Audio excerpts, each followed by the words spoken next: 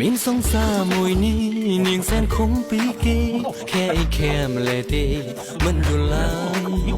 គូកែប្រច័នណាព្រះអើយមិនបានឡើយបើនាងស្អិតយ៉ាងនេះពេលដៃខាងម្ដងបងទ្រាំស្ទើរមិនបានព្រោះស្រីធ្វើកល្យានរំខានយ៉ាងនេះ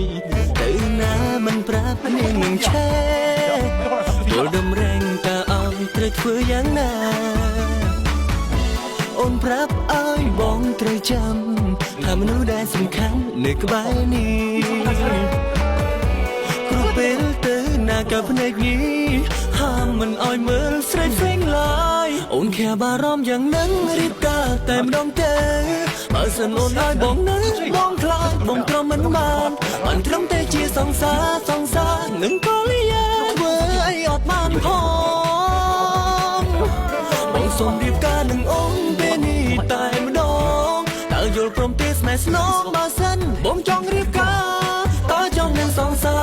រឬមួយអូនចង់រៀបការក៏យ៉ាងណា